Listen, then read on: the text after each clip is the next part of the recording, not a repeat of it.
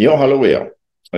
Det är ju snart den nya svenska bok- och mediemässan som går av stapeln i Stockholm den 7 oktober, det vill säga helgen efter den kommande. För idag är det den 27 fortfarande, även om det är sent på kvällen.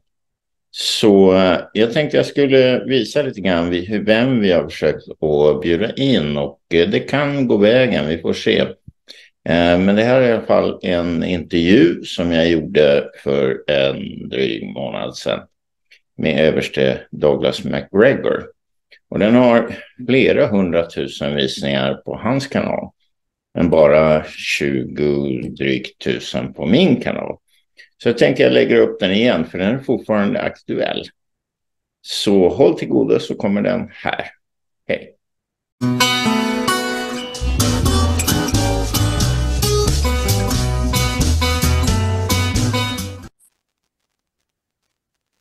Hello everyone, welcome to my channel here in Sweden, and I'm very happy to say that I have Colonel Macgregor with me to comment a little bit on this situation in the ongoing conflict in Ukraine and so forth. I will start with saying I know that you know a lot about Sweden. That's why this is interesting. In my view, as a naval officer, conscript though, there was never a military threat to Sweden until we applied for NATO membership. That's my point of view. What is your take on Sweden getting into NATO? Well, I think that's my view as well. Of course, I've been asking every Swede I know what the rationale is for joining NATO. How does it help Sweden? Does Sweden profit from this relationship? Is there some strategic benefit to aligning with a group of countries in the West right now who seem to be devoted to the destruction of Russia? I don't understand how Sweden benefits from it. I hope people in Sweden are asking the same questions. Well, the general opinion has sort of turned. Let's say a year ago, there was a lot of skepticism around Sweden joining NATO. Latest polls say that it's about 50-50 against or, for. So it's hard to say, but we have an authority in Sweden called MSB. Translated would be like the Authority for Civil Protection and Preparedness. And they're launching a massive propaganda campaign to teach Swedish people about NATO. And in their own words, they say like this: they want to eliminate NATO criticism. And that's from an authority that's very close with the military organizations in Sweden and the military command. So it's absolutely mind-boggling, the propaganda here. So it's understandable that a lot of people say, well, hey, maybe NATO, everybody says NATO is a great thing, so maybe it's true. That's sort of the situation here in the opinions. But I had another question. Excuse me. How big of a risk do you assess there would be for a direct confrontation between US/NATO and Russia? Is there a risk, or is it imminent? No, I don't think it's imminent, but there is a very definite risk. And this is something that I think people are underestimating. The United States, excuse me, and its allies, but primarily the United States, has engaged in a series of interventions over the last 30 years in various parts of the world, always against extraordinarily weak opponents without any air defenses, opponents without any long-range strike weapons per se, opponents without navies, opponents without air forces.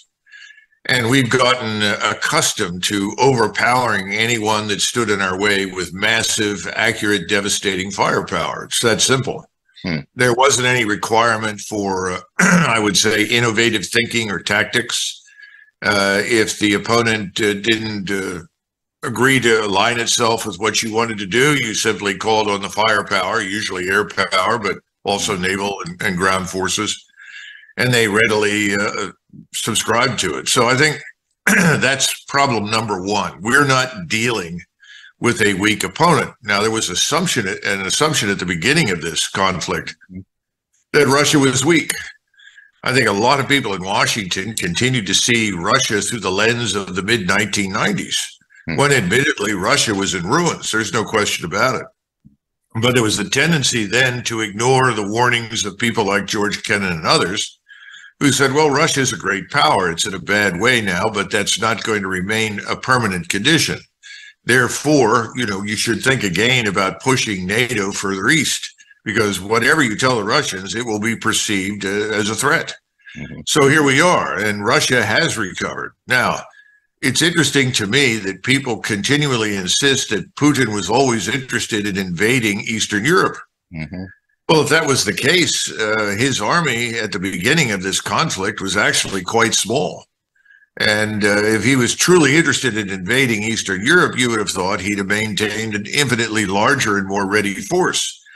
As it turns out, he decided that he did not have the force necessary in order to protect Russia's interests in Ukraine. And so about 4 or 5 months into the so-called special military operation, he made the decision to mobilize, not nationally, but certainly partially, bringing in hundreds of thousands of reservists as well as volunteers. Well, that's occurred now, and we're looking at a Russian force on the ground in and around Ukraine of about 750,000. And now the plans are to make that force 1.2 million. Because he's decided that no one is willing to negotiate with him. No one will treat Russia's security interest as legitimate, regardless of the arguments. There's no interest in that. Therefore, he has no choice.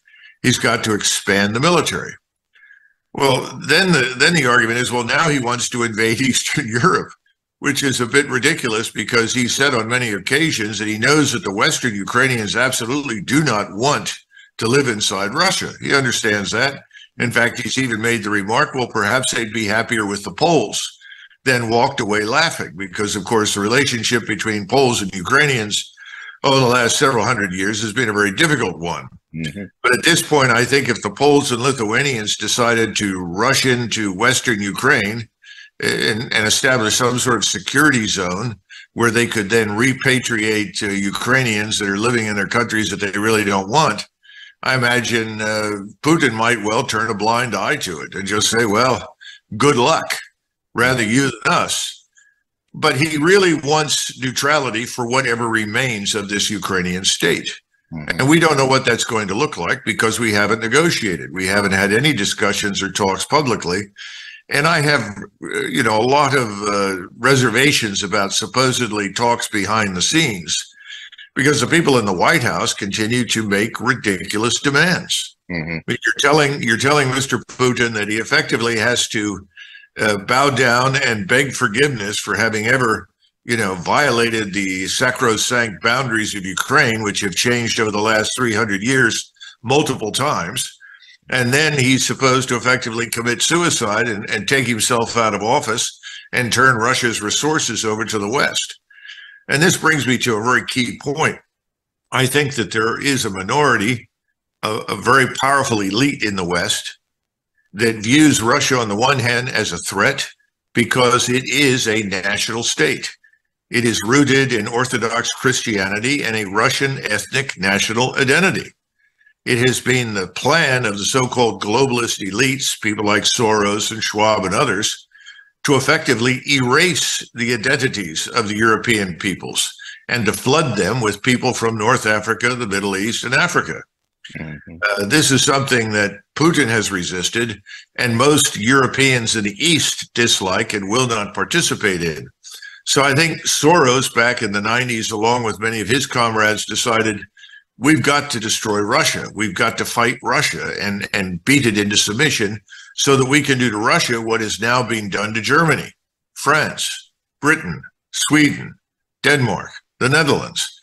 And having been in and out of Europe for many, many times over my life, and having lived for 10 years in Europe, 8 of which I've spent in and out of Germany, I must tell you that they've had a terrible impact on Europe. I don't see anything positive emerging from importing millions of Muslim, Arabs, Africans, and so forth. In fact, I see the opposite. I see real conflict emerging because the objective was never for any of these people to assimilate into European society. It was always the objective for them to assimilate Europe. And so Mr. Putin will have nothing to do with it and will fight with his dying breath to prevent Russia from going the way of Western Europe. It's that simple. And I think that's behind. The second part of it is there's a huge payoff to destroying Russia.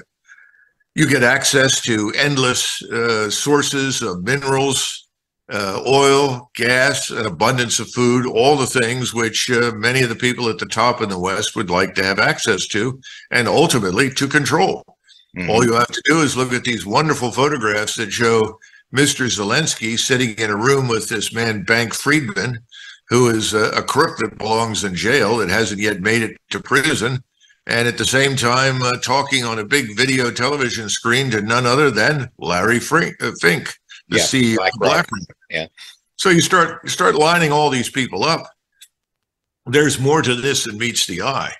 And I think the Swedes, the Danes, anybody who right now who is in NATO that underwrites this business or wants to join NATO is probably foolish because they're being dragged into something that they didn't initiate.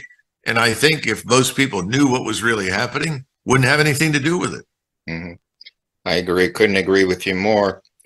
Let's jump to another thing. You mentioned the White House and the top brass. I guess Mark Milley, what's his position in the U.S.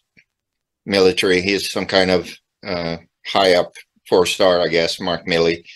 Well, we call it the chairman of the Joint Chiefs. We do not have a unified military command structure. All right. It's very beneficial to Congress. We have 44 4-stars. No one's in charge. That's a big advantage if you're trying to spend money. And that's what Congress is about. And it's done wonders for the defense industries. So Milley is just, quote unquote, the chairman of a committee of chiefs of staff of the armed services, all of whom are preeminently interested in what they can get for their respective service. So there is no unity of purpose or effort whatsoever. We pay lip service to this, what do you call it, jointness, but it's a facade. And that's a huge problem. By the way, the Russians don't have that problem.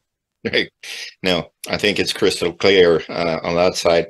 Now, the reason I brought up Mark Milley, because he said something remarkable that I picked up. He said that Ukraine still have aces up its sleeves, and then he referred to the U.S. training of Ukrainian soldiers in Germany. And he got, I guess they sang along with, he sang along with Lloyd Austin in this saying that, well, Ukraine has aces up its sleeve. What do you think of that statement? I think that Mark Milley has not figured out that the Easter Bunny died in the same car crash that killed Santa Claus and the Good Fairy. There isn't much hope for Ukraine at this stage. Hundreds of thousands of people have been destroyed or maimed and harmed for eternity. He is simply doing whatever his bosses want, and that's how he ultimately got the job. Remember what I said about these so-called conflicts. Very few American soldiers or Marines actually have seen any real action. Most of it is analogous to colonial expeditions that were launched in the late 1800s or early 1900s by the British or the French or the Dutch or the Belgians against effectively weak opponents inside their respective empires. That's what this has always been. We had these forward operating bases, these giant garrisons that were installed in places like Iraq and Afghanistan. Most people never left them. And the people that did were only out there for short periods. And again, if there was any real evidence for hostility that was dangerous, in came the airstrikes, artillery strikes, and so forth. This is not war. This is the sort of thing that Clausewitz called a war of observation, which is not really a life or death proposition for the state. It's not a war of decision that decides the future of the country.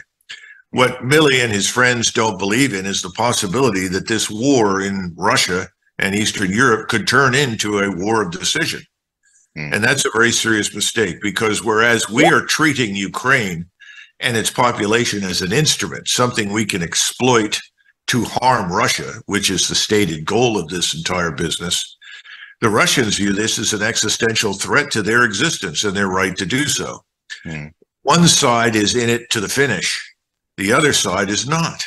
And that's eminently clear, and was very clear, by the way, at the Vilnius conference, because behind the scenes, someone as weak-minded as Schultz at least had the presence of mind to tell Biden and others, look, we don't want to destroy Russia. That's not our interest. We didn't sign up for that. Well, actually, they did. They were very stupid. He, Macron, and everybody else just allowed themselves to be dragged along. And there's a good reason for that. What kind of military power do they offer? What sort of alliance is Sweden joining? Well, I was talking recently to a good friend who's a retired general in the French army. He and I worked together 20 years ago at Supreme Headquarters Allied Powers Europe. And he said, Douglas, if you take all the tanks that you have in Great Britain, Germany, and France and add them together, and he said, these are the ones that in theory work, we have 600 tanks. He said the same thing's true for artillery. He said these forces are prepared to go on safari in Africa or the Middle East or somewhere else. They're not prepared for a real war. And the assumption is that we, the United States, we are prepared for it. We aren't. We have dismantled much of our military power.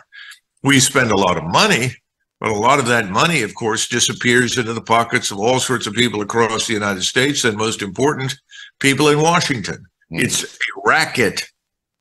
So we are not the great power in a military sense that we were in 1991. And people don't seem to understand that. I don't think people in Washington get it. We could put 5,000 fighters in the air in 1991. We had over 300,000 ground troops on the ground in Iraq in 1991. That was not the entire force by any stretch of imagination. But could we do something like that today? Of course not. Okay. So what are the Swedes joining? What's the great benefit?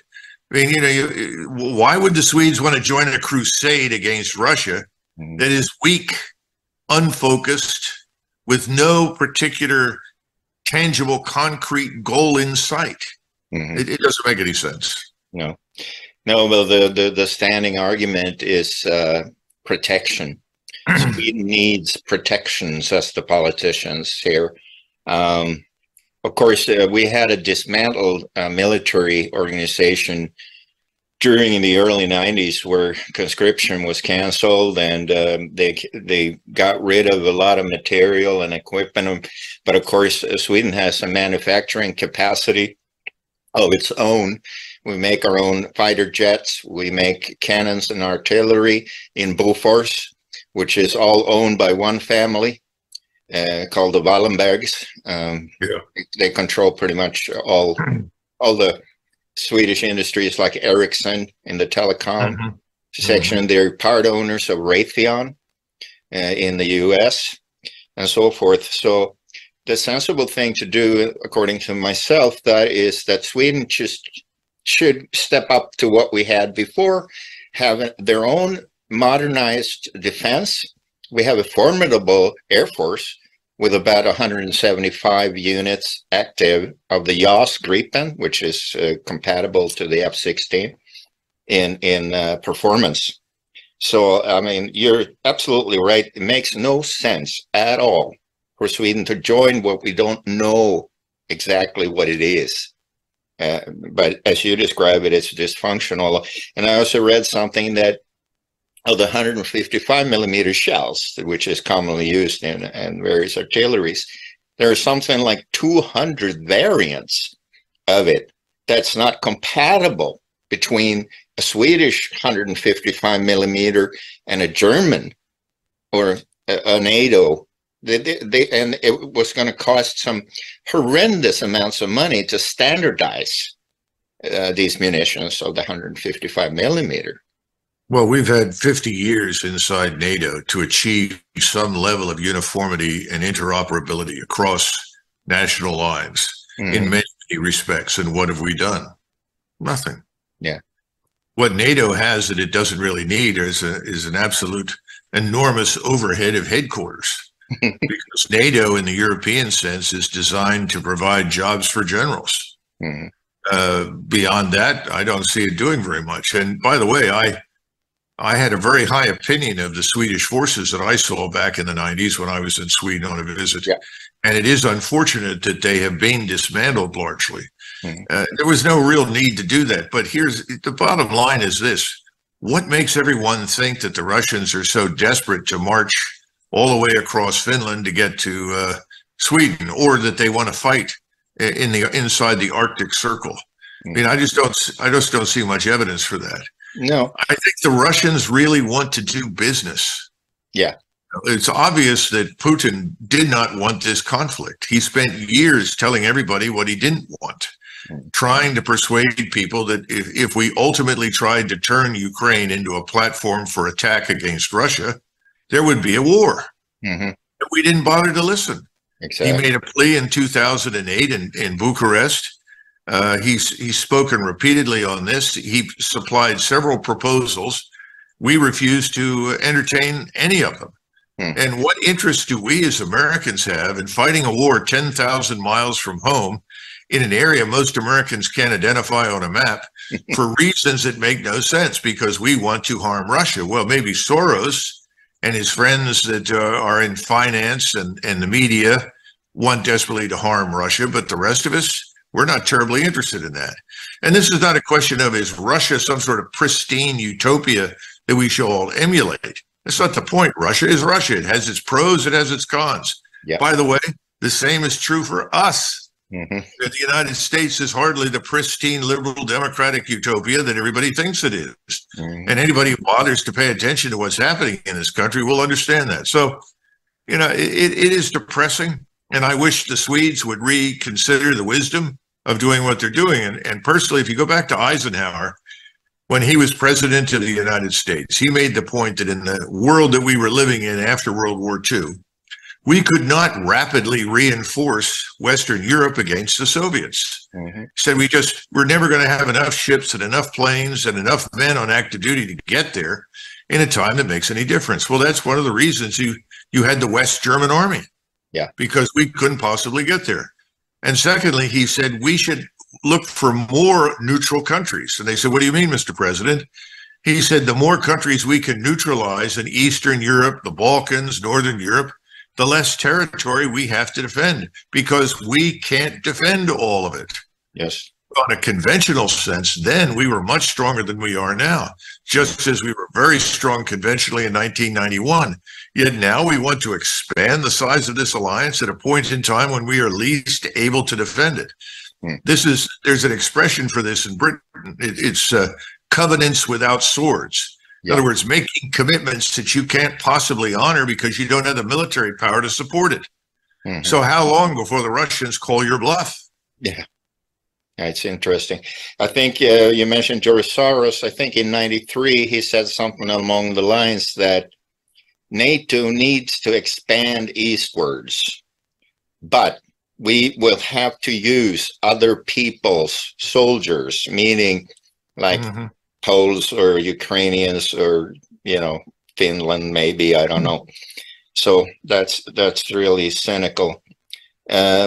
Sweden also, back to it, just decided to send another 6 billion krona to Ukraine in forms of weapons and assistance. And that brings a total of, if I translate it into dollars, what Sweden has supplied. They had supplied a Panzer Model 90, a bunch of armor-piercing handheld things, bazookas or whatever you call them. That amounts to right now $2.8 billion. And Sweden has a deficit problem. We have problem with the free healthcare system that actually got reduced to this year with 8 million Swedish krona, 8 billion, sorry. So it's just crazy. And another thing here, I read some news that the United States is going to call up about 3,000 reservists to deploy in Europe. Is that going to make any difference or any sense? No, 3,000 from the reserves, but also another 600 from the individual ready reserve. So what we're doing is we're trying to fill gaps or holes in specialties, especially in logistics, medical operations, and so forth. It's not gonna change the picture militarily at all. Yeah. If you called up 300,000, that would make a difference. But then you and I both know that it would take months to train them. Yeah. I mean, we've watched the Russians. They brought up 320,000, and it took them several months to bring them back up to speed, then to assimilate them into organizations to get them ready to fight. I mean, all of these things take time. It doesn't make any sense. But, you know, here's the big lie. If we don't stop the Russians in eastern Ukraine, they're going to march across Europe. Well, it doesn't make a lot of sense. Again, the numbers aren't there. I don't see the intention, never have. I don't see the wherewithal on the Russian side. So that it just is foolish nonsense. I mean, the Russians have privately said, look, we'll get to the Dnieper River. Yeah. And if we want to cross it, we can cross it. But the problem is, if we're going to march all the way to the Polish border, we're going to need some more troops. Yeah. Now, this may not make much difference to Ukrainians, Swedes, but Ukraine is about the size of Texas. Right. Texas is big as hell. Yeah, it's really large. Place. Yeah. And you can go from one end to the other and take days to do it. It's huge. So there's a lot of unreality in the play here, and people, I guess, are easily scared. It's unfortunate. Yeah, well, people are scared for climate change also. Would this proxy war come to an end if the West stops sending money and equipment? What do you think? Would it stop? The Ukrainians will lose. They're losing anyway, but they would lose catastrophically. I think the way to end this is as following. First of all, you want a ceasefire and you want to have talks, but you can't get there unless you agree to three things. First, we've got to acknowledge that whatever state emerges from this disaster is going to be neutral. Yeah. It's astonishing to me that there's so much resistance to that in the West, because when I was at SHAPE in 1998, 99, we said, when somebody said, well, what is Ukraine's role in Europe? And we all laughed and said, to keep the Russian forces, 500 miles to the east. In other words, leave Ukraine alone. It's doing its job. If you leave it alone, it's this big, vast expanse where there are no Russian troops. I mean, this doesn't make any sense. The second part of it is, if you agree to neutrality, then you must immediately suspend the delivery of all aid, and then you've got to get all the NATO personnel inside Ukraine out. Now, if you do those three things, the Russians will sit down and talk to you. Yeah. But keep in mind, when it comes to territorial arrangements, the Russians aren't about to surrender territory they fought hard to gain. So you're going to have to be realistic about what remains of Ukraine.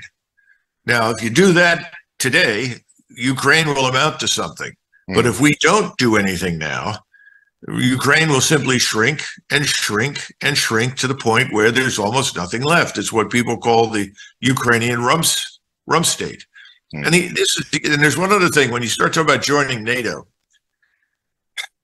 we did not bother to point out that too many nations in Eastern Europe have agendas which are ultimately incompatible with the NATO's alliance mission.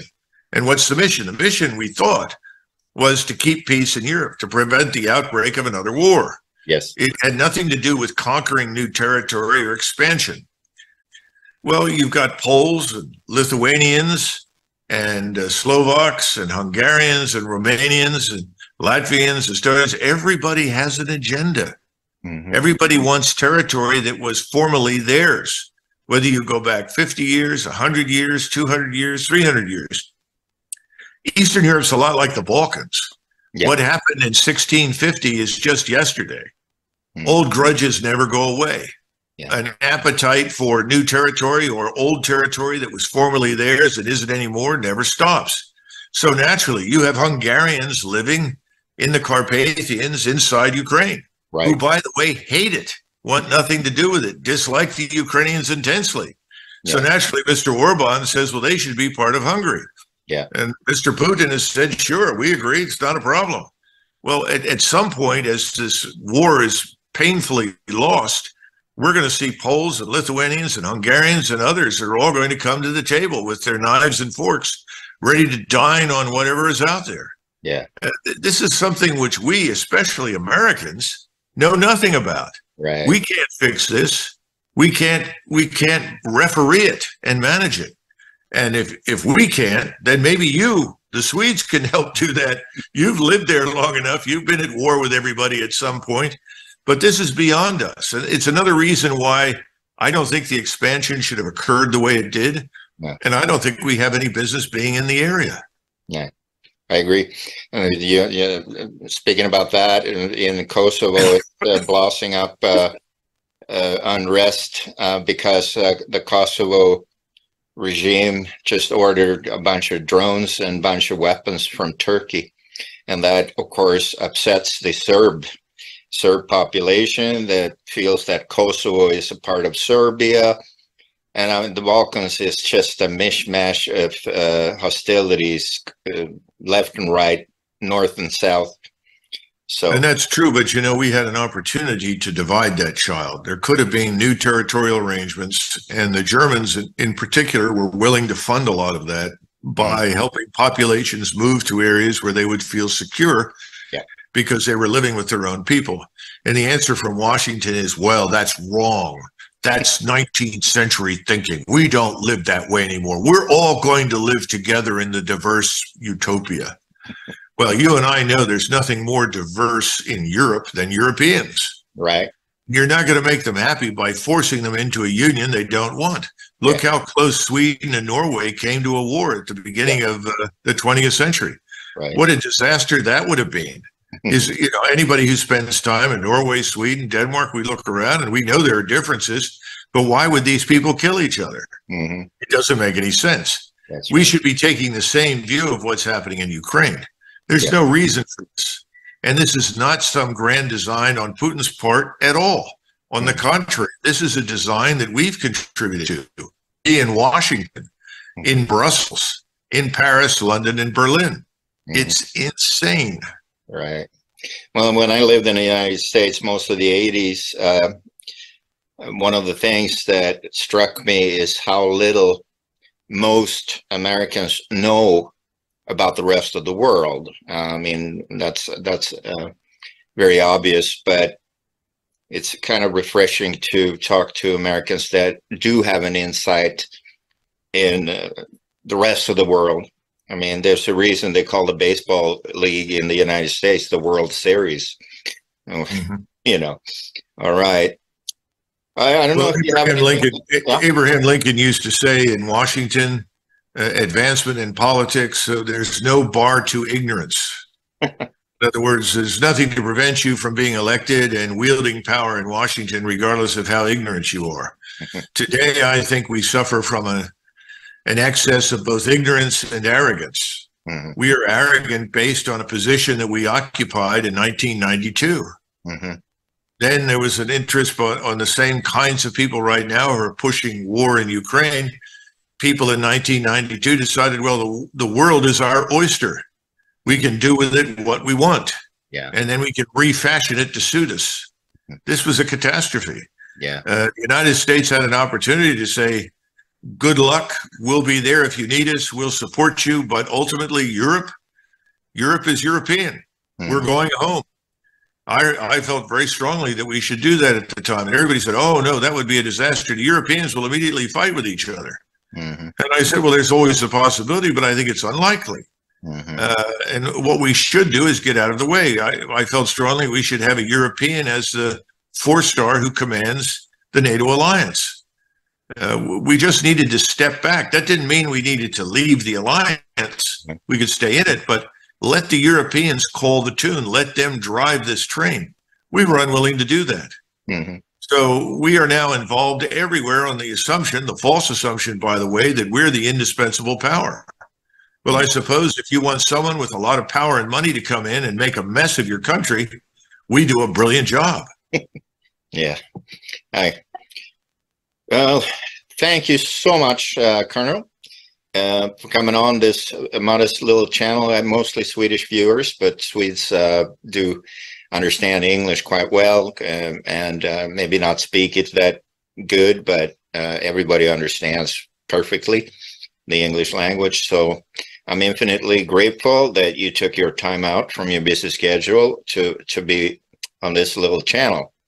And maybe we can return sometime soon and continue observing the development, because it happens things every day in the East now.